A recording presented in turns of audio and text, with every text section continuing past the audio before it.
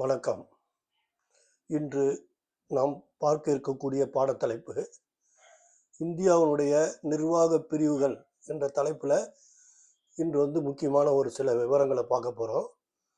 இது அனைத்து விதமான தேர்வுகளுக்கும் மிகவும் பொருந்தக்கூடியல. அதே நேரத்தில் போட்டித் தேர்வுகள்லேருந்து TNPSC, TNUSRB, UPSC, staff selection commission போன்ற தேர்வுகளில் இந்த பகுதியிலிருந்து வினாக்கள் கேட்கப்படும். அதனால் மிக முக்கியமான ஒரு பகுதியாக இதை கருதப்படுகிறது. இதில் இருக்கிற விவரங்கள் போட்டித் தேர்வு நோக்கி அமைகின்றக்கூடிய விவரங்கள் தான் இதில் சேர்க்கப்பட்டுள்ளது. இது மாணவர்களுக்கு பயனுள்ள வகையில் அமையும் என்பதையும் இந்த நேரத்தில் உங்களுக்கு நான் தெரிவித்துக் கொள்கிறேன். இந்தியாவினுடைய நிர்வாக பிரிவு அப்படின்னு பார்க்கும்போது இந்தியா ஒரு நாடு. இந்த இந்தியாவில் 28 மாநிலங்கள், 8 யூனியன் பிரதேசங்கள் இருக்கு. இந்தியாவினுடைய மொத்த பரப்பளவு அப்படின்னு பார்க்க போனால் 32,87,263 சதுர கிலோமீட்டர். 32,87,263 சதுர கிலோமீட்டர் தான் இந்தியாவுடைய மொத்த பரப்பளவு. அந்த இந்தியாவுடைய மொத்த பரப்பளவை 28 மாநிலங்களாகவும் 8 யூனியன் பிரதேசங்களாகவும் பிரிச்சிருக்கிறாங்க. இந்த 28 மாநிலங்கள் அப்படின்னு பார்க்கும்போது ஒரு 5 வகையாக பிரிக்குது. கிழக்கு இந்தியா, மேற்கு இந்தியா, வடக்கு இந்தியா, தெற்கு இந்தியா, வடகிழக்கு இந்தியா அப்படின்ற ஒரு ஹெட்டிங்கில் நம்ம ஞாபகம் வச்சுக்கணும். இப்படி ஞாபகம் வச்சிங்கன்னா ரொம்ப ஈஸியாக இருக்கும். கிழக்கு இந்தியாவில் எந்தெந்த மாநிலங்கள்லாம் கிழக்கு இந்தியாவில் வரும்? மேப்பில் பார்க்கும்போது கிழக்கு பக்கத்தில் இருக்கக்கூடிய மாநிலங்கள் எதுனா பீகார், ஜார்க்கண்ட், மேற்கு வங்கம், அதுக்கு அடுத்ததாக ஒரிசா. இந்த 4 மாநிலங்களும் கிழக்கு பகுதியில் இருக்கக்கூடிய மாநிலங்கள். இதை நல்லா ஞாபகத்தில் வச்சுக்கணும். மேற்கு பகுதியில் இருக்கக்கூடிய மாநிலங்கள் அப்படின்னு பார்க்கும்போது கோவா, மகாராஷ்டிரா, குஜராத், ராஜஸ்தான். இதெல்லாம் மேற்கு பகுதியில் இருக்கக்கூடிய மாநிலங்கள். கிழக்கு பகுதியில் 4 மாநிலம் இருந்தது, மேற்கு பகுதியில் 4 மாநிலம். வடக்கு பகுதியில் எத்தனை மாநிலம் இருக்குது அப்படின்னா வடக்கு பகுதியில் ஒரு 5 மாநிலம் இருக்கும். கிழக்கில் 4, மேற்கில் 4, வடக்கில் 5. அந்த 5 மாவட்டம் எது அப்படின்னு பார்த்தா பஞ்சாப், ஹரியானா, இமாச்சல பிரதேசம், உத்தரகண்ட், உத்தரப்பிரதேசம். இந்த 5 மாநிலங்கள் வடக்கில் இருக்கிற மாநிலங்கள். ஏன்னா ஜம்மு காஷ்மீரை நம்ம ஒரு மாநிலமாக இப்போ சேர்க்கலை. ஜம்மு காஷ்மீரை சேர்க்கலை, ஏன்னா அது யூனியன் பிரதேசமானதுனால நம்ம அதை சேர்க்கலை. அப்போது வடக்கில் இருக்கிற மாநிலங்களுடைய எண்ணிக்கை மொத்தம் எத்தனைனா 5 மாநிலங்கள்.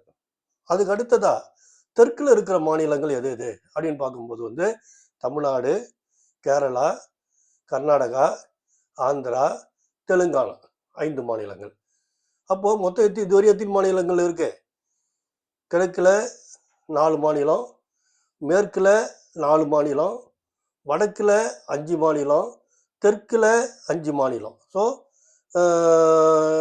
எவ்வளோ ஆகுதுன்னா 18 மாநிலங்கள் ஆகுது. அதுக்கப்புறம் மத்திய இந்தியாவில் ஒரு 2 மாநிலங்கள் இருக்குது. ஒன்று மத்திய பிரதேசம், 2வது சத்தீஸ்கர். மத்திய இந்தியாவில் ஒரு 2 மாநிலம். அது மத்திய பிரதேசம், சத்தீஸ்கர்னு 2 மாநிலம். அப்போ 18 ஒரு 2 20 மாநிலம் இப்போ மெயின் லேண்டில் வந்துடுது. இப்போ வடகிழக்கு பகுதியில் வடகிழக்கு மாநிலங்கள் அப்படின்னா 7 மாநிலங்கள். சிஸ்டர் ஸ்டேட்ஸ் ஆஃப் இந்தியா அப்படின்னு சொல்லுவாங்க. அது 7 மாநிலங்கள் இருக்கு. அது இல்லாமல் ஒரு மாநிலம் சிக்கிம் ஒரு மாநிலங்குது. ஸோ 7 ஒன்று 8 மாநிலம். அப்போ டோட்டலாக ஏற்கனவே 20 மாநிலம் பார்த்தோம், இப்போ ஒரு 8 மாநிலம். சிக்கிம் 1, அப்புறம் வடகிழக்கு மாநிலங்கள் 7. அது எதுனா அருணாச்சல பிரதேசம், அஸ்ஸாம், மேகாலயா, மணிப்பூர், மிசோரம், நாகாலாந்து, திரிபுரா போன்ற 7 மாநிலங்கள் வடகிழக்கு மாநிலங்கள் ப்ளஸ் சிக்கிம் 8 மாநிலம். மொத்தம் 28 மாநிலங்கள் இந்தியாவுடைய நிர்வாக பிரிவாக பிரிச்சிருக்கிறாங்க. முதல்ல நிர்வாக பிரிவினுடைய தொடக்கம், இந்தியாவுடைய நிர்வாக பிரிவுடைய தொடக்கம் எங்கே தொடங்குது அப்படின்னா மாநிலங்களில் தொடங்குது. மாநிலங்கள் மற்றும் யூனியன் பிரதேசங்களை பிரிக்கும் போது அதுவும் யூனியன் பிரதேசம் பிரிக்கும் போது நம்மளுக்கு வந்து மொத்தம் 8 யூனியன் பிரதேசம் இருக்கு. அது கிழக்குல வந்து அந்தமான் நிக்கோபார்கள் ஒரு தீவு இருக்கு. மேற்குல பார்க்கும்போது லட்சத்தீவுகள் ஒன்று இருக்கு. டாமன் டையூ, தாத்ரா நாகர் ஹவேலின்னு ஒன்று இருக்கும். கிழக்குல ஒன்று அந்தமான் நிக்கோபார் தீவு, மேற்குல வந்து லட்சத்தீவுகளும் தாத்ரா நாகர் ஹவேலி அப்படின்னு தாத்ரா நாகர் ஹவேலி, டையூ டாமன் அப்படின்னு ஒரு யூனியன் பிரதேசம் இருக்கும். அதே மாதிரி வந்து வடக்குல இருக்கிற யூனியன் பிரதேசங்கள் மொத்தம் 4. வடக்குல இருக்கிற யூனியன் பிரதேசங்கள் 4. ஒன்று டெல்லி, 2வது சண்டிகர், 3வது ஜம்மு அண்ட் காஷ்மீர், 4வது வந்து லடாக். இது வந்து 4 யூனியன் பிரதேசங்கள் வடக்குல இருக்கிற மாநில யூனியன் பிரதேசங்கள். தெற்குல இருக்கிற யூனியன் பிரதேசம்னு பார்க்கும்போது வந்து பாண்டிச்சேரி வந்து தெற்குல இருக்கிற தெற்கு இந்தியாவில் இருக்கிற யூனியன் பிரதேசம் வந்து பாண்டிச்சேரி அப்படின்றாங்க. அதே மாதிரி வந்து இதுதான் வந்து மொத்த யூனியன் பிரதேசங்கள். நமக்கு மொத்தம் வந்து 8 யூனியன் பிரதேசம் வந்து அந்தமான் நிக்கோபார் தீவுகள், பாண்டிச்சேரி, லட்சத்தீவுகள், டாமன் டையூ, தாத்ரா நாகர் ஹவேலி. அதுக்கு அடுத்தது வந்து 5வது வந்து டெல்லி, 6வது வந்து சண்டிகர், 7வது வந்து ஜம்மு காஷ்மீர், 8வது வந்து லடாக். இந்த 8 யூனியன் பிரதேசங்கள். அப்போ இந்திய நிர்வாகத்தினுடைய அடிப்படையா முதல் பிரிவு எங்க தொடங்குதுன்னா வந்து மாநிலங்கள்லயும் யூனியன் பிரதேசங்கள்லயும் தொடங்குது. அதுக்கு அடுத்து மாநிலங்கள்ல யூனியன் பிரதேசங்கள் எப்படி பிரிக்கிறாங்கன்னா மாவட்டங்கள் அப்படின்னு சொல்லிட்டு பிரிக்கிறாங்க. அந்த மாநிலங்கள்ல யூனியன் பிரதேசத்தையும் மாவட்டங்களை அடுத்த அலகுகளா பிரிக்கிறாங்க. நெக்ஸ்ட் ஸ்டெப்பா பிரிக்கிறாங்க. மாநிலமா பிரிச்சாங்க, அடுத்தது மாவட்டமா பிரிக்கிறாங்க. அப்போ இந்தியாவில் இருக்கிற 28 மாநிலங்கள்லயும் 8 யூனியன் பிரதேசங்கள்லயும் மொத்தம் எத்தனை மாவட்டம் இருக்கு அப்படின்னா 784 மாவட்டம் வந்து பிப்ரவரி 2025 வரை.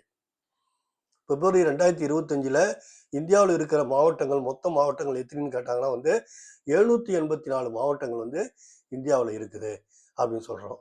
இதுல மாவட்டங்களுக்கு அப்புறம் பிரிக்கிறது வந்து தாலுக்காவை பிரிப்பாங்க. மாவட்டத்துக்கு அப்புறம் அடுத்த டிவிஷன் என்னன்னா வந்து தாலுக்கா.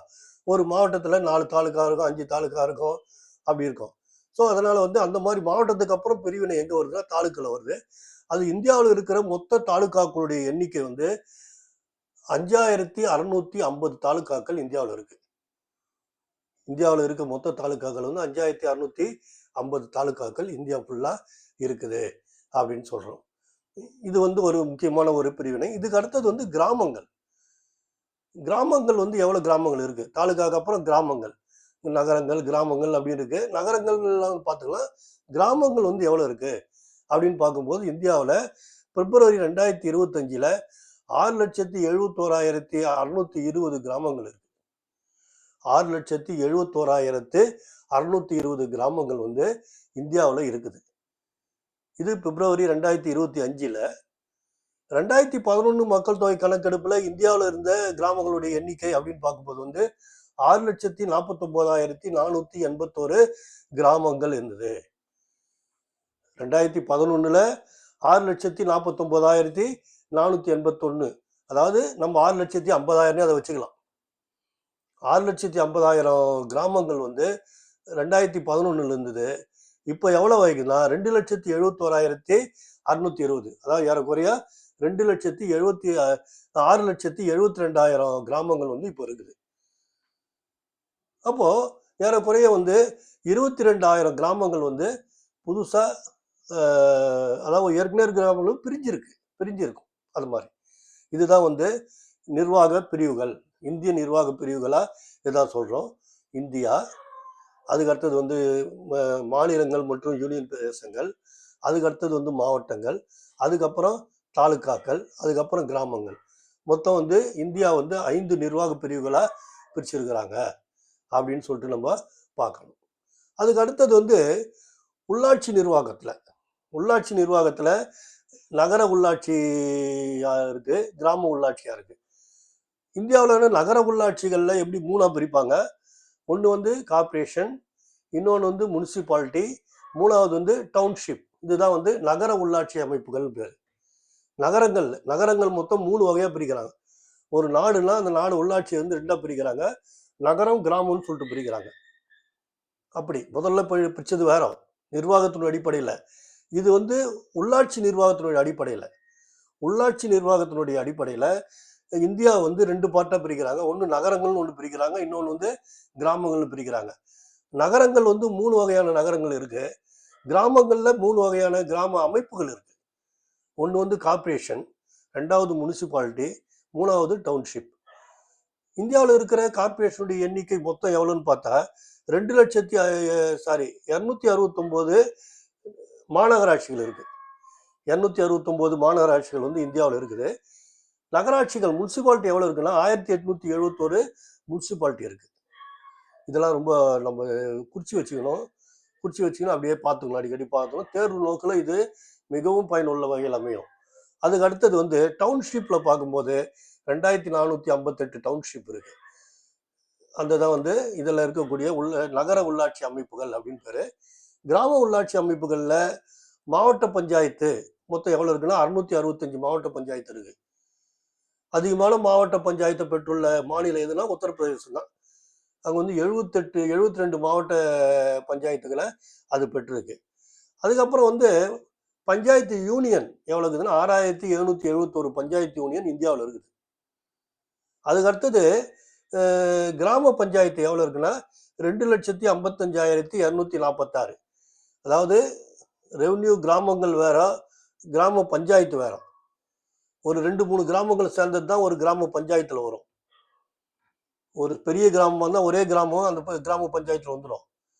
சின்ன கிராமம் வந்தா அது 2-3 கிராமம் சேர்ந்து ஒரு கிராம பஞ்சாயத்துல வரும். அதனாலதான் அது கிராமங்கள் மொத்த கிராமங்களுடைய எண்ணிக்கை வந்து 6,71,620 சொன்னோம். கிராமங்களுடைய எண்ணிக்கை எவ்வளவுன்னா 6,71,620 சொன்னோம். ஆனா கிராம பஞ்சாயத்தினுடைய எண்ணிக்கைன்னு கேட்டாங்கன்னா எவ்வளவு சொல்லலாம் 2,55,246 அப்படின்ற ஒரு விடையை நம்ம சொல்லணும். அப்போ இதுதான் வந்து முக்கியமான உள்ளாட்சி அமைப்புகளை நகர உள்ளாட்சி அமைப்புகள், கிராம உள்ளாட்சி அமைப்புகள் பிரிக்கிறாங்க. நிர்வாகத்துல பிரிக்கும் போது வந்து மாநிலம், யூனியன் பிரதேசம், மாவட்டங்கள், தாலுகாக்கள், கிராமங்கள் சொல்லிட்டு அதை பிரிக்கிறாங்க. இது முக்கிய ஒரு பிரிவினையா நம்ம கருதணும்.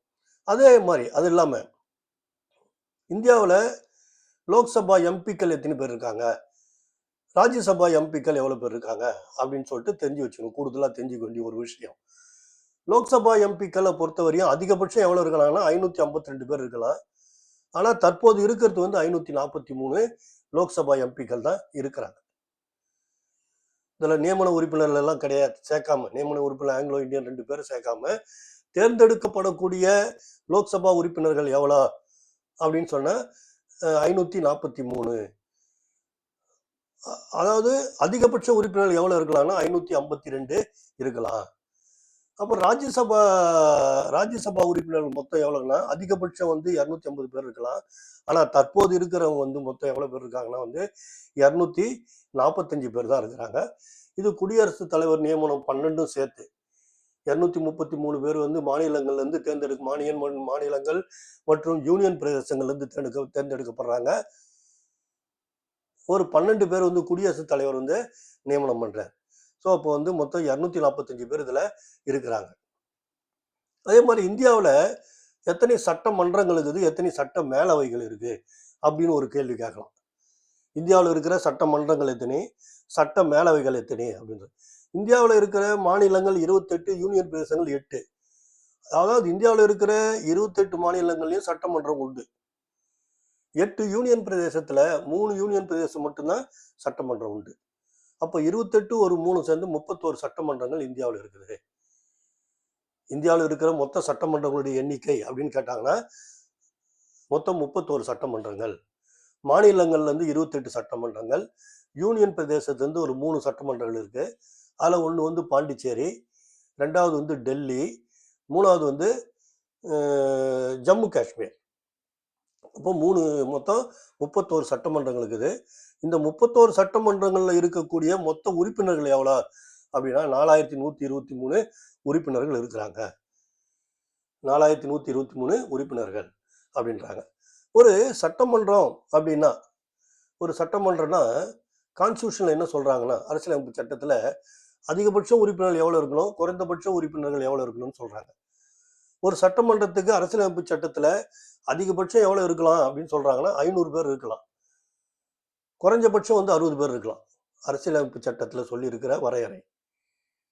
சட்டமன்ற உறுப்பினருடைய வரையறை வந்து ஒரு மாநிலத்தில் 500 பேர் இருக்கலாம், குறைஞ்சபட்சம் வந்து 60 பேர் இருக்கலாம். அதுக்கு மேலே இருக்குதுன்னா தனியாக ஒரு திருத்தத்தின் மூலம் தான் அது வந்து நம்ம சட்ட திருத்தத்தின் மூலம் தான் அதை அனுமதிக்க முடியும்.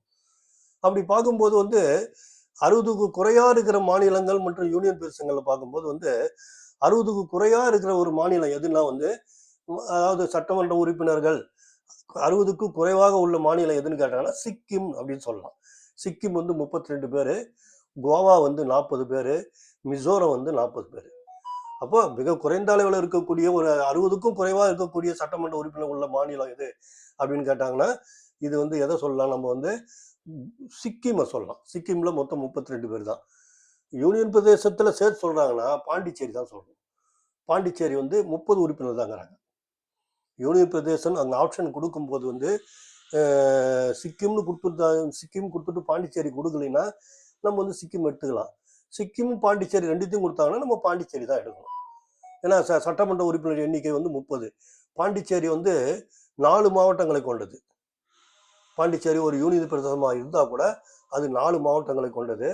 அந்த 4 மாவட்டங்களில் ஒரு மாவட்டம் வந்து பாண்டிச்சேரி, 2வது வந்து காரைக்கால், 3வது வந்து ஏனாம், 4வது வந்து மாகி அப்படின்னு சொல்லிட்டு.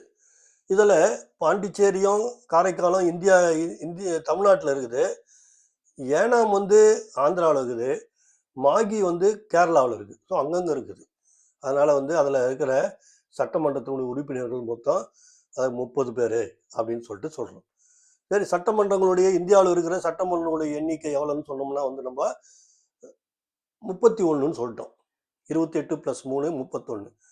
சரி, இந்தியாவில் இருக்கிற சட்ட மேலவையினுடைய எண்ணிக்கை எவ்வளோ அப்படின்னு கேட்டாங்கன்னா என்ன பண்ணுறது அப்படின்னா, இந்தியாவில் இருக்கிற சட்ட மேலவை வந்து மொத்தம் ஒரு 6 மாநிலங்கள்லாம் இருக்குது. யூனியன் பிரதேசம் எந்த யூனியன் பிரதேசம் சட்ட மேலவை கிடையாது.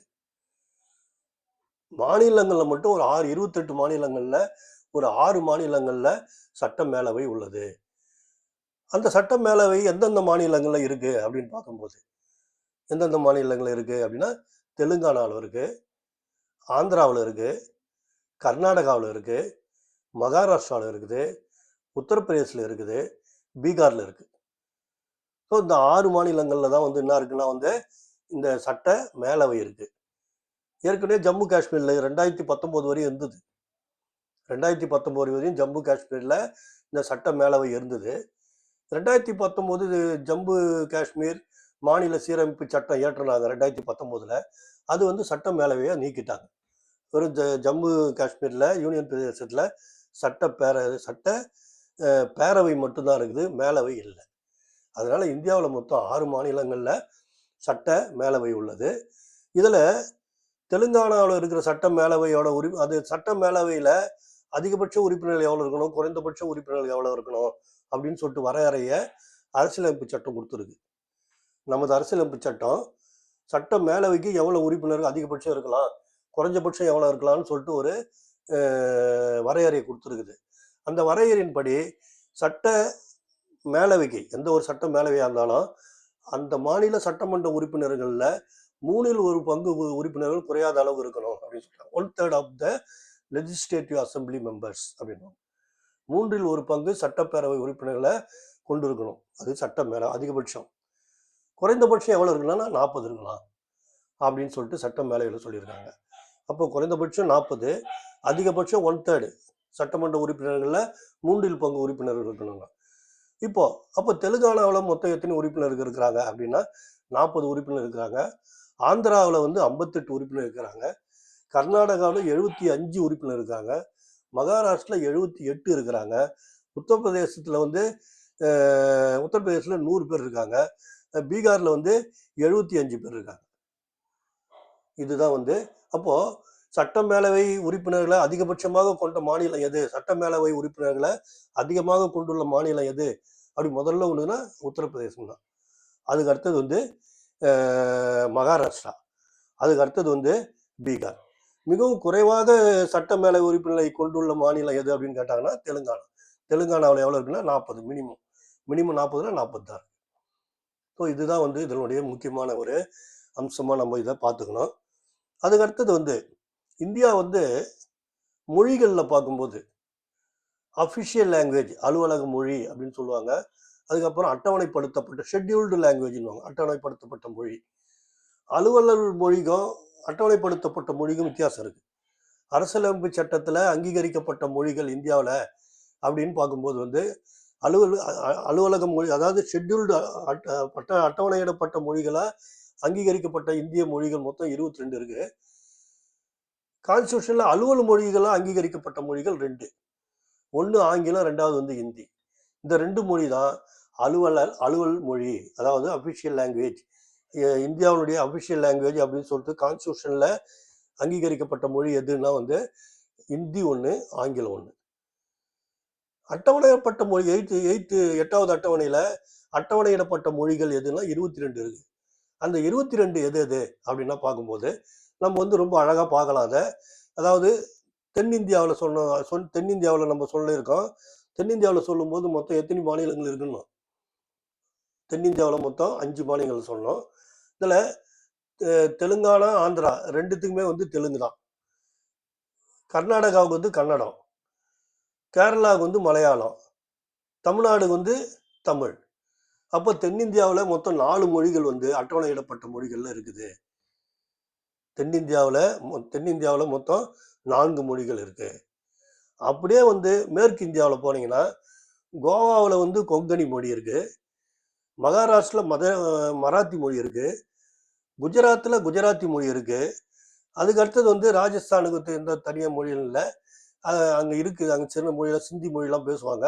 ஆனால் அது வந்து பெரும்பான்மையான மொழி கிடையாது. ராஜஸ்தானில் பெரும்பான்மை மொழி ஹிந்தி தான். அதனால வந்து ராஜஸ்தானில், அதாவது அந்த ஏரியாவில் பார்க்கும்போது மேற்கு ஒட்டி பார்க்கும்போது வந்து கொங்கணி கோவாவில் வருது, மராத்தி வந்து மகாராஷ்டிராவில் வருது, குஜராத்தில் வந்து குஜராத்தி மொழி வருது. அதுக்கப்புறம் பஞ்சாப் வந்து பஞ்சாபி மொழி வருது. அப்புறம் காஷ்மீரில் 2 விதமான மொழிகள் பெருமையாக பேசுவாங்க. ஒன்று காஷ்மீரி, ஒன்று ரெண்டாவது டோக்ரி. காஷ்மீரி, டோக்ரி இந்த 2 மொழியுமே வந்து காஷ்மீரில் பேசப்படக்கூடிய மொழிகள். இதை நம்ம கூடுதலாக தெரிஞ்சுக்க வேண்டிய விஷயம். அதாவது எந்த ஒரு மாநிலத்தில் அட்டவணையிடப்பட்ட மொழிகளில் எந்த மாநிலத்தில் 2 அட்டவணையிடப்பட்ட மொழிகள் பேசுகிறாங்க அப்படின்னு கேட்டாங்கன்னா அது காஷ்மீர். காஷ்மீரில் காஷ்மீரி மொழியும் பேசுகிறாங்க, அதே மாதிரி டோக்ரின்ற மொழியும் அங்கே பேசுகிறாங்க. அதனால் வந்து அந்த பக்கம் மேற்கு பார்த்தோம்னா நம்மளுக்கு ஒரு 6 மொழிகள் கிடைக்குது. அதுக்கடுத்தது வந்து அப்படியே உத்தரப்பிரதேசம், ஹரியானா, உத்தரப்பிரதேசம் எல்லாம் ஹிந்தி தான் பேசுவாங்க. அப்படியே வந்தோம்னா நம்ம பீகாருக்கு வந்தால் மைத்திலின்ற ஒரு மொழி அங்கே பேசுகிறாங்க. மைத்திலின்ற ஒரு மொழி பீகாரில் பேசுகிறாங்க. மேற்கு வங்கத்தில் பெங்காலின்ற மொழி பேசுகிறாங்க. மேற்கு வங்காளத்தில் பெங்காலி மட்டும் இல்லை, சாந்தாலி அப்படின்ற ஒரு மொழியும் மேற்கு வங்கத்தில் பேசுகிறாங்க. ஒரிசாவில் ஒரியான்ற மொழி தான் பேசுகிறாங்க. அதுக்கப்புறம் வந்து சிக்கிமில் நேபாளின்ற மொழியை பேசுகிறாங்க. அஸ்ஸாமில் வந்து அஸ்ஸாமி, போடோ அப்படின்னு சொல்லிட்டு 2 மொழி பேசுகிறாங்க. அஸ்ஸாமில் 2 மொழி பேசுகிறாங்க, மேற்கு வங்கத்தில் 2 மொழி பேசுகிறாங்க, காஷ்மீரில் 2 மொழி பேசுகிறாங்க. இந்த 3 மாநிலங்கள்லேயும் 2 மொழிகள் பெரும்பான்மையாக பேசுகிறாங்க. அதாவது அஸ்ஸாமில் வந்து என்ன சொல்கிறாங்கன்னா வந்து அஸ்ஸாமி, போடோ அப்படின்னு சொல்லிட்டு 2 மொழி பேசுகிறாங்க.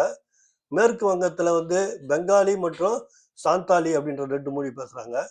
அதுக்கு அடுத்தது வந்து காஷ்மீரில் வந்து 2 மொழி பேசுகிறாங்க. ஒன்று காஷ்மீரி, இன்னொன்று வந்து டோக்ரி அப்படின்ற ஒரு மொழியை பேசுகிறாங்க. இது வந்து முக்கியம். அப்புறம் மணிப்பூரில் மணிப்புரின்ற மொழி பேசுகிறாங்க.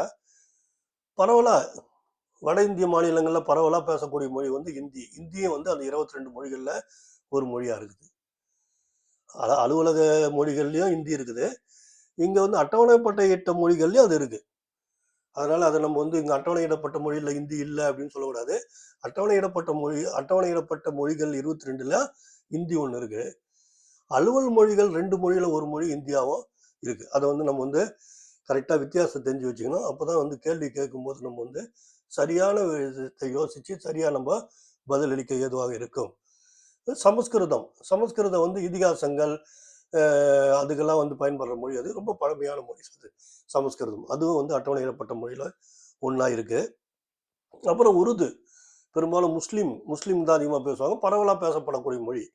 இதெல்லாம் வந்து பரவலாக ஹிந்தி வந்து பரவலாக பேசப்படக்கூடிய மொழி, சமஸ்கிருதம் வந்து பரவலாக பேசப்படக்கூடிய மொழி.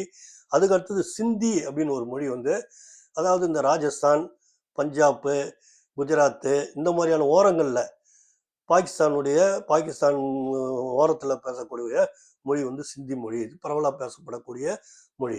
ஸோ இதுதான் வந்து 22 மொழிகள் வந்து நம்ம வந்து மேப் வச்சே சொல்லிடலாம். மேப்பில் வச்சு அப்படியே நம்ம என்ன பண்ணணும், மேற்கு கடற்கரை ஓரமாக அப்படியே போயிட்டு அப்படி சுற்றி பீகாரை சுற்றின்னு அப்படியே வந்து ஒரிசா வந்து வந்துடணும். அப்புறம் வடகிழக்கு மாநிலங்களில் பேசக்கூடிய மொழிகளை நம்ம பார்த்துக்கணும். வடகிழக்கு மாநிலங்கள். ஸோ இதுதான் வந்து 22 அட்டவணையிடப்பட்ட மொழிகள் அப்படின்னு சொல்லிட்டு அதை சொல்லும்போது நம்ம கரெக்டாக ஆரம்பிச்சு தமிழ்நாட்டில் தமிழ், ஆந்திராவில் வந்து ஆந்திரா, தெலுங்கானாவில் வந்து தெலுங்கு, கர்நாடகா வந்து கன்னடம், மலையாளம் இங்கே வந்து மலையாளம், அப்படியே மேலே போனோம்னா கோவா வரும், கோவாவுக்கு வந்து கொங்கணி, மகாராஷ்டிரா வரும், மகாராஷ்டிராவுக்கு வந்து மராத்தி, அப்படியே குஜராத்துக்கு போகிறோம், குஜராத்தி, ராஜஸ்தானுக்கு இல்லை பஞ்சாபி, அதுக்கப்புறம் காஷ்மீரில் வந்து 2 மொழி சொல்கிறோம், ஒன்று காஷ்மீரி, இன்னொன்று வந்து டோக்ரின்னு ஒன்று சொல்கிறோம். அப்படியே கீழே இறங்கி வரோம், கீழே இறங்கி வந்தால் ஹரியானா, இமாச்சல பிரதேசம், உத்தரகண்ட், உத்தரப்பிரதேசம் இதெல்லாம் வந்து ஹிந்தி வந்துடும். பீகாருக்கு வரோம். அடுத்தது பீகாரில் வந்து பார்க்கும்போது வந்து நம்ம அங்கே வந்து பீகாரில் ஒரு மொழி ஒன்று பேசுவாங்க, அது வந்து மைத்திலின்ற ஒரு மொழியை வந்து பேசுவாங்க. அப்புறம் பெங்காலில் வந்து பார்க்கும்போது வந்து பெங்காலி, சாந்தாலின்ற 2 மொழி பேசுகிறாங்க. அப்படியே வந்து ஒரிசாவுக்கு வரோம், ஒரி மொழின்னு பேசுகிறாங்க. மத்திய பிரதேச, சத்தீஸ்கர்லாம் ஹிந்தி பேசத்தான். அப்படியே வந்து வடகிழக்கு மாநிலங்களில் சிக்கிம் போகிறோம். சிக்கிம் போனோம்னா அந்த இடத்துல என்ன மொழி பேசுகிறாங்க அப்படின்னு பார்க்கும்போது நேபாளின்ற மொழி வந்து சிக்கிமில் பேசுகிறாங்க. அப்படியே வடகிழக்கு மாநிலங்கள் 7ல் அங்கே வந்து அஸ்ஸாமில் வந்து 2 மொழி பேசுகிறாங்க, அஸ்ஸாமி, போடோன்ற 2 மொழி பேசுகிறாங்க. அதுக்கு அடுத்தது மணிப்புரி. இந்த வடகிழக்கு மாநிலங்களில் இந்த 3 மொழிகள் தான் பெரும்பான்மையாக இருக்கும். ஒன்று அஸ்ஸாமி, ரெண்டாவது வந்து போடோ மொழி, அது மணிப்புரி மொழின்னு சொல்லிட்டு இந்த 3 மொழிகள் வந்து வடகிழக்கு மாநிலங்களில் பெரும்பான்மையாக பேசப்படக்கூடிய மொழிகளாக அமையுது. இதுதான் வந்து இந்த அலுவலக ஷெட்யூல் அட்டவணையிடப்பட்ட மொழிகள் 8வது அட்டவணையில் இருக்கக்கூடிய மொழிகள். நம்முடைய அரசியலமைப்பு சட்டம் 1950 அமலுக்கு வரும்போது அதில் இருந்த மொழிகள் மொத்தம் எத்தனை அப்படின்னா, அப்போ ஷெட்யூல்டு லாங்குவேஜாக எவ்வளோ இருக்குன்னா வந்து மொத்தம் 14 மொழிகள் தான் இருக்குது. 1967 சிந்தி மொழியை வந்து ஒரு அட்டவணையிடப்பட்ட மொழியாக சேர்க்குறாங்க. அதாவது 21வது அரசியலமைப்பு சட்ட திருத்தத்தின்படி சிந்தி மொழியை 1967 வந்து சேர்க்குறாங்க. அது வந்து 1927, ஏற்கனவே 14 இருக்குது, 1967 அது 15 மொழி ஆகுது. அதுக்கடுத்தது 1992 71வது அரசியலமைப்பு சட்ட திருத்தத்தின்படி ஒரு 3 மொழிகள் சேர்க்குறாங்க. கொங்கணி, மணிப்புரி, நேபாளின்ற ஒரு 3 மொழியை அதில் சேர்க்குறாங்க. அது வந்து 71வது அரசியலமைப்பு சட்ட திருத்தம் 1992 ஒரு 3 மொழியை சேர்க்குறாங்க. அடுத்தது 2003 ஒரு 4 மொழிகள் அட்டவணைப்படுத்தப்பட்ட மொழிகளாக இருக்கிறாங்க. அது வந்து போடோ, டோக்ரி, மைத்திலி, சாந்தாலி அப்படின்ற ஒரு 4 மொழிகளை 2003 போது 4 மொழிகளை அட்டவணையிடப்பட்ட மொழிகளாக சேர்க்குறாங்க. அப்போ மொத்தம் வந்து 14 மொழி. 1967 ஒரு மொழி சேருது, 14 1 15. அதுக்கடுத்தது 1992 ஒரு 3 மொழி சேருது, 15 3 18. அப்புறம் 2003 ஒரு 4 மொழி சேருது, அது வந்து 4 மொழி சேர்ந்தால் 18 ஒரு 4 வந்து 22 மொழிகள் வந்து அட்டவணையிடப்பட்ட மொழிகளாக இருக்குது அப்படின்னு. அடுத்தது இந்திய நிர்வாகத்தில் உயர் நீதிமன்றம், சுப்ரீம் கோர்ட் ஒன்று இருக்குது, அப்புறம் உயர் நீதிமன்றங்கள் இருக்குது, அதுக்கப்புறம் மாவட்ட நீதிமன்றங்கள் இருக்குது, சபார்டினேட்டு சார்பு நிலை நீதிமன்றங்கள் அப்படின்னு. நீதிமன்றங்கள் ரொம்ப ஒரு முக்கிய பங்கு வகிக்குது இந்தியாவில். நீதித்துறைகளை ரொம்ப முக்கிய பங்கு வகிக்குது நீதித்துறையில். இதில் பார்க்கும்போது வந்து இந்தியாவில் மொத்தம் வந்து இந்த கோர்ட் இருக்குது. கோர்ட்டில் மொத்தம் வந்து சுப்ரீம் கோர்ட் வந்து ஒன்று இருக்குது. இந்தியாவில் இருக்க சுப்ரீம் கோர்ட், உச்ச நீதிமன்றம் ஒன்று தான் இருக்குது. உயர் நீதிமன்றங்கள் இந்தியாவில் எத்தனை இருக்குது? உச்ச நீதிமன்றம் ஒன்று தான் இருக்குது. அதுக்கு கிளைகள் எங்கேங்கிற பெஞ்சஸ் எதுவும் கிடையாது. உச்ச நீதிமன்றம் ஒரே இடம் டெல்லியில் இருக்குது, அவ்வளோதான். உயர் நீதிமன்றங்கள் இந்தியாவில் எத்தனை இருக்குது அப்படின்னா வந்து மொத்தம் 25 உயர் நீதிமன்றங்கள் இருக்குது இந்தியாவில். இந்தியாவில் எத்தனை இருக்க நீதிமன்றங்கள் வந்து 25 உயர் நீதிமன்றங்களுக்கு இருக்கு. இது ஆர்டிகல் 214 என்ன சொல்லுதுன்னா, ஒவ்வொரு மாநிலத்துக்குன்னு தனியாக ஒரு உயர் நீதிமன்றம் இருக்கணும் அப்படின்னு சொல்லிட்டு இந்த ஆர்டிகல் வந்து வரையறை கொடுக்குது. ஆனால் அதே ஆர்டிகல் 231 என்ன சொல்றேன்னா, ஒன்றுக்கு மேற்பட்ட மாநிலங்கள் மற்றும் யூனியன் பிரதேசங்களில் ஒரு ஹைகோர்ட் இருந்தால் போதும் அப்படின்னு சொல்லுது. அப்போ இந்த இந்தியாவில் மொத்தம் 25 உயர் நீதிமன்றங்கள் இருக்கு. அதுக்கு அடுத்ததாக இருக்குது மாவட்ட நீதிமன்றங்கள். இந்தியாவில் மாவட்ட நீதிமன்றங்கள் எவ்வளோ இருக்குன்னா வந்து 688 மாவட்ட நீதிமன்றங்கள் இருக்கு. இந்தியாவில் மொத்தம் இருக்கக்கூடிய மாவட்ட நீதிமன்றங்கள் 688 மாவட்ட நீதிமன்றங்கள் இந்தியாவில் இருக்கு.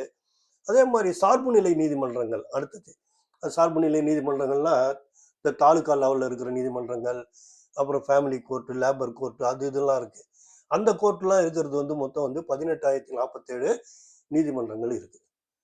அப்போ நீதிமன்றங்கள் supreme court 1, high court 25, district court 688, subordinate court அப்படின்னு சொல்றாங்க 18,047 சபார்டினேட் கோர்ட்டு இந்தியாவில் இருக்குது. சுப்ரீம் கோர்ட் இருக்கிற இடம் வந்து டெல்லி. ஹைகோர்ட் வந்து மொத்தம் 25 ஹைகோர்ட் இருக்கு. அதில் நம்ம முன்ன மாதிரியே லாங்குவேஜை பார்த்த மாதிரி மேப்பில் பார்த்தோம்னா தென்னிந்தியாவில் 5 மாநிலங்கள் இருக்குது. தென்னிந்தியாவில் இருக்கிற 5 மாநிலங்கள், தென்னிந்தியாவில் எதுனா தெலுங்கானா, ஆந்திரா, தமிழ்நாடு, கர்நாடகா, மலையாளம், இந்த 5 மாநிலங்களையும் ஹைகோர்ட் இருக்கு. இந்த 5 மாநிலங்களையும் ஹைகோர்ட் இருக்கு. இப்போ மேற்கு இந்தியாவில் ஒரு 4 மாநிலங்கள் இருக்கு. அந்த 4 மாநிலங்களில் கோவாவுக்கும் மகாராஷ்டிராவுக்கும் ஒரே ஒரு ஹைகோர்ட் தான். குஜராத்துக்கு ஒரு ஹைகோர்ட் இருக்கு, ராஜஸ்தானுக்கு ஒரு ஹைகோர்ட் இருக்கு.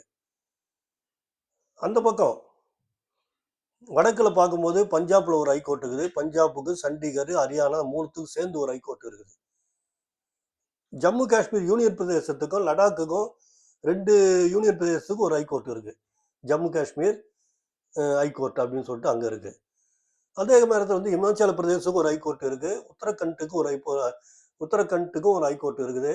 உத்தரப்பிரதேசத்துக்கு லக்னோ அலகாபாத் உயர் நீதிமன்றம், இப்போ லக்னோ நீதிமன்றம்னு சொல்லிட்டு உத்தரப்பிரதேசத்துக்கும் ஒரு நீதிமன்றம் இருக்குது.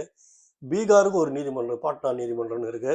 அதுக்கப்புறம் வந்து ஜார்க்கண்ட், அதுக்கு ஒரு நீதிமன்றம் இருக்கு. அதுக்கப்புறம் மேற்கு வங்கத்துக்கு ஒரு நீதிமன்றம். அதுக்கப்புறம் வந்து மத்திய பிரதேசம், சத்தீஸ்கர், இது எல்லாத்துக்குமே ஒவ்வொரு நீதிமன்றம் உண்டு. ஒரிசாவுக்கு ஒரு நீதிமன்றம் உண்டு. ஸோ இதெல்லாம் வந்து மெயினாக இருக்க மாநிலங்கள் இருக்கக்கூடிய நீதிமன்றங்கள். வடகிழக்கு மாநிலங்களில் பார்க்கும்போது சிக்கிமில் ஒரு நீதிமன்றம் உண்டு. வடகிழக்கு மாநிலங்கள் 7 மாநிலங்கள் இருக்கு. அந்த 7 மாநிலங்களில் ஒரு 4 மாநிலங்கள் தான் நீதிமன்றம் உண்டு. ஒன்று வந்து அஸ்ஸாமுக்கு உண்டு, மேகாலயா உண்டு, மணிப்பூர் உண்டு, திரிபுரா உண்டு. ஸோ இதுங்க 4 மாநிலங்கள் 4 உண்டு. சிபிஎம் ஒன்று 5. மெயினாக இருக்கிற பாட்டில் வந்து 20 நீதிமன்றங்கள். மொத்தம் வந்து 25 நீதிமன்றங்கள் உள்ளது. அப்போ நீதிமன்றம் இல்லாதது எது எதுன்னா பார்க்கும்போது வந்து ஹரியானா மாநிலம் வந்து நீதிமன்றம் கிடையாது. அது வந்து பஞ்சாப் நீதிமன்றத்துக்கு கூட அதை சேர்த்துடுறாங்க. ஹரியானா மாநிலம். கோவாவுக்கு தனி நீதிமன்றம் கிடையாது. அது வந்து மகாராஷ்டிரா மாநிலத்தோட நீதிமன்றத்துக்கு கூட அதை அட்டாச் பண்ணிடுறாங்க. அது ஒன்று. 2. அடுத்தது வடகிழக்கு மாநிலங்களில் ஒரு 3 மாநிலங்களுக்கு நீதிமன்றம் கிடையாது. ஒன்று அருணாச்சல பிரதேசம், மிசோரம், நாகாலாந்து, இந்த 3 மாநிலங்களுக்கு நீதிமன்றம் கிடையாது. அப்போது இந்த 3 மாநிலங்களுக்கு நீதிமன்றம் இல்லை. அப்புறம் தெலுங்கானாவுக்கும் தனித்தனி, தெலுங்கானா ஆந்திராவுக்கு தனி நீதிமன்றம் இருக்குது. அப்போது மொத்தம் எத்தனை மாநிலங்களுக்கு நீதிமன்றம், உயர் நீதிமன்றம் தனியாக இல்லை, ஹைகோர்ட் வந்து தனியாக இல்லைன்னா கோவாவுக்கு ஒன்று இருக்காது. அதுக்கு அடுத்தது அங்கே போனால் வந்து ஹரியானாவுக்கு இருக்காது.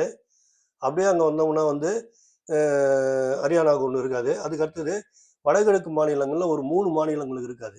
எது எதுனா அருணாச்சல பிரதேசம், மிசோரம், நாகாலாந்து. ஸோ 5 மாநிலங்களுக்கு தனி உயர் நீதிமன்றங்கள் இல்லை. அது அருகில் உள்ள மாநிலத்தோட உயர் நீதிமன்றங்களும் தான் சேர்ந்து இருக்குது அப்படின்ற விவரத்தை நம்ம வந்து கூடுதலாக அதில் தெரிஞ்சுக்க வேண்டிய ஒரு முக்கியமான விஷயம். அவை யூனியன் பிரதேசங்களில் உயர் நீதிமன்றங்கள் எந்தெந்த 8 யூனியன் பிரதேசம் 20 மாநிலங்களில் மொத்தம் வந்து நம்மளுக்கு வந்து 28 மாநிலங்களில் 5 மாநிலங்களுக்கு வந்து உயர் நீதிமன்றங்கள் இல்லை. 5 மாநிலங்களுக்கு. அப்போ 5 மாநிலங்களுக்குள்ள அப்போ 28 மாநிலங்களில் 5 மாநிலங்களுக்கு உயர் நீதிமன்றங்கள் இல்லைன்னா அப்போ எத்தனை மாநிலங்களில் உயர் நீதிமன்றம் இருக்குது? 23 மாநிலங்களில் உயர் நீதிமன்றம் இருக்குது. நம்ம இருக்கிற எண்ணிக்கையை மொத்தம் எத்தனை உயர் நீதிமன்றங்கள்? 25. அப்போ 2 யூனியன் பிரதேசத்தில் தான் உயர் நீதிமன்றம் தனியாக இருக்குது. ஒன்று வந்து டெல்லியில் ஒரு உயர் நீதிமன்றம் உண்டு. அதுக்கு அடுத்தது வந்து ஜம்மு காஷ்மீரில் ஒரு நீதிமன்றம் உண்டு. மற்ற இருக்கிற 6 யூனியன் பிரதேசத்துக்கு உயர் நீதிமன்றம் இல்லை. அது வந்து அருகில் உள்ள நீதிமன்றம் தான். லடாக் யூனியன் பிரதேசத்துக்கு ஜம்மு காஷ்மீர் உயர் நீதிமன்றம் தான் அதுக்கு பொறுப்பு. அது அந்தமான் நிக்கோபாருக்கு வந்து தீவுகளுடைய அதுக்கு வந்து உயர் நீதிமன்றம் எதுனா வந்து கொல்கத்தா உயர் நீதிமன்றம் தான் அதுக்கு பொறுப்பு. புதுச்சேரிக்கு சென்னை உயர் நீதிமன்றம் தான் வந்து பொறுப்பு. லட்சத்தீவுகளுக்கு வந்து கேரளாவில் இருக்கிற உயர் நீதிமன்றம் தான் பொறுப்பு.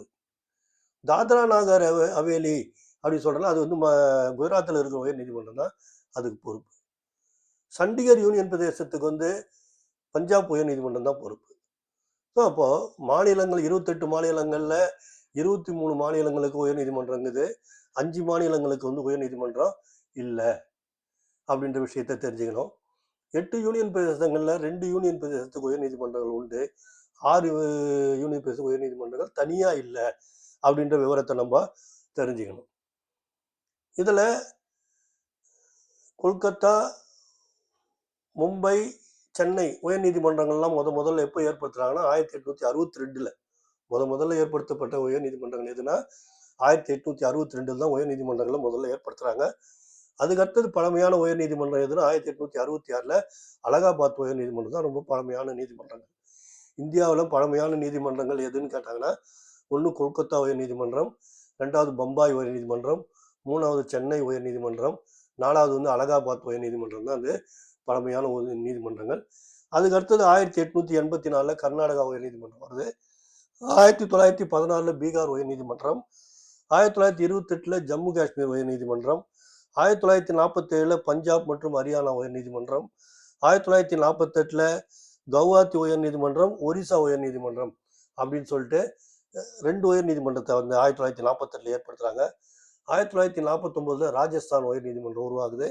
1954ல மத்திய பிரதேச உயர் நீதிமன்றம், அதுக்கடுத்தது 1958ல கேரளா உயர் நீதிமன்றம், 1960ல குஜராத் உயர் நீதிமன்றம், 1966ல டெல்லி உயர் நீதிமன்றம், இமாச்சல பிரதேச உயர் நீதிமன்றம் சொல்லிட்டு 2 உயர் நீதிமன்றத்தை உருவாக்குறாங்க. 1975ல சிக்கிம் உயர் நீதிமன்றம், இது சிக்கிம் மாநிலம் அப்போதான் வருது, மாநில அந்தஸ்து பெற்று உடனே உயர் நீதிமன்றத்தை கொடுத்துட்றாங்க. 2000ல 3 உயர் நீதிமன்றங்கள் வருது. ஏன்னா 2000ல தான் உத்தரப்பிரதேசம், பீகார், மத்திய பிரதேசம் 3 மாநிலங்கள் வந்து பிரிக்கிறாங்க. 3 உத்தரப்பிரதேசத்திலிருந்து பிரித்து உத்தரகண்ட் உருவாக்குறாங்க, பீகார்லேருந்து பிரித்து ஜார்க்கண்டை உருவாக்குறாங்க, மத்திய பிரதேசத்துலேருந்து பிரித்து சத்தீஸ்கர் உருவாக்குறாங்க. இந்த 3 மாநிலத்துக்கும் 3 உயர் நீதிமன்றங்களை 2000ல கொடுக்குறாங்க. அடுத்து 2013ல வடகிழக்கு மாநிலங்கள்ல ஒரு 3 உயர் நீதிமன்றங்களை ஏற்படுத்துறாங்க. ஒன்று திரிபுரா உயர் நீதிமன்றம், மணிப்பூர் உயர் நீதிமன்றம், மேகாலயா உயர் நீதிமன்றம் அப்படின்னு சொல்லிட்டு 3 உயர் நீதிமன்றங்களை வடகிழக்கு மாநிலங்கள்ல 2013 ஏற்படுத்துறாங்க. 2019ல ஹைதராபாத் உயர் நீதிமன்றத்தை வந்து தெலுங்கானா உயர் நீதிமன்றம், ஆந்திரா உயர் நீதிமன்றம் சொல்றாங்க. அப்போ கடைசியா உருவாக்கப்பட்ட உயர் நீதிமன்றம் எதுனா வந்து ஆந்திரா உயர் நீதிமன்றம். கடைசியா உருவாக்கப்பட்ட உயர் நீதிமன்றம் எதுன்னு கேட்டா ஆந்திரா உயர் நீதிமன்றம். முதல்ல உருவாக்கப்பட்ட உயர் நீதிமன்றம் எதுன்னு கேட்டா வந்து கொல்கத்தா உயர் நீதிமன்றம், 2வது பம்பாய் உயர் நீதிமன்றம், 3வது வந்து சென்னை உயர் நீதிமன்றம் அப்படின்ற ஒரு விவரத்தை நம்ம எந்தெந்த வருஷத்துல இந்த உயர் நீதிமன்றங்கள் ஏற்படுத்தினாங்க அப்படின்ற விஷயத்தை நம்ம வந்து தெரிஞ்சுக்கணும். அப்புறம் உயர் நீதிமன்றங்கள் வந்து கிளைகளை கொண்டு இருக்கும். அது எந்தெந்த உயர் நீதிமன்றங்கள்லாம் கிளைகள் இருக்கு அப்படின்னு பார்க்க போனா வந்து கொல்கத்தா உயர் நீதிமன்றத்துக்கு ஒரு கிளை இருக்கு, பம்பாய் உயர் நீதிமன்றத்துக்கு 3 கிளைகள் உண்டு. நம்ம சென்னை உயர் நீதிமன்றத்துக்கு ஒன்று தான், மதுரையில் இருக்கு. சென்னை உயர் நீதிமன்றத்துடைய கிளை எங்க இருக்குன்னா வந்து மதுரையில் இருக்கு, அது ஒன்றே ஒன்று தான் இருக்கு. ஆனால் கொல்கத்தா உயர் நீதிமன்றத்துக்கு 3 கிளைகள் இருக்கு. பம்பாய் உயர் நீதிமன்றத்துக்கு தான் 3 கிளைகள், கொல்கத்தாவுக்கு வந்து ஒரு கிளை தான் இருக்கு. அதுக்கப்புறம் வந்து கவுஹாத்தி உயர் நீதிமன்றத்துக்கு வந்து 3 கிளைகள் இருக்கு. கவுஹாத்தி உயர் நீதிமன்றத்துக்கு 3 கிளைகள் இருக்கு. அதான் சொன்னோமே, அதில் அருணாச்சல பிரதேசத்தில் ஒன்று வரும், அதுக்கப்புறம் வந்து நாகாலாந்தில் ஒன்று வரும், அடுத்தது மிசோரத்தில் ஒன்று வரும், 3 கிளைகள் வரும். அதுக்கு அடுத்தது வந்து ராஜஸ்தானுக்கு ஒரு கிளை இருக்கு, மத்திய பிரதேசத்துக்கு 2 கிளை இருக்கு. அப்போ கிளைகள் கொண்ட உயர் நீதிமன்றங்கள் எது எது அப்படின்னு பார்க்கும்போது வந்து கொல்கத்தா உயர் நீதிமன்றம், பம்பாய் உயர் நீதிமன்றம், சென்னை உயர் நீதிமன்றம், கர்நாடகா உயர் நீதிமன்றம், அலகாபாத் உயர் நீதிமன்றம், கவுஹாத்தி உயர் நீதிமன்றம், ராஜஸ்தான் உயர் நீதிமன்றம், மத்திய பிரதேச உயர் நீதிமன்றம் போன்ற இந்த ஒரு ஏறக்குறைய வந்து 8 உயர் நீதிமன்றங்கள்ல கிளைகள் உண்டு. 8 உயர் நீதிமன்றங்களுக்கு கிளைகள் உண்டு. 25ல 8, அப்போ 17 உயர் நீதிமன்றங்கள் கிளைகள் கிடையாது அப்படின்ற விவரத்தை நம்ம கூடுதலாக அதில் தெரிஞ்சுக்கணும். அது எந்தெந்த உயர் நீதிமன்றங்கள்லாம் கிளைகள் இருக்குன்ற விவரத்தையும் நம்ம சொல்லிட்டோம். எனவே இது வந்து இந்த பாடப்பகுதி போட்டித் தேர்வுகளுக்கு மிக மிக மிக பயனுள்ள வகையில் அமையும் என்பதை தெரிவித்துக் கொள்கிறேன். நன்றி, வணக்கம்.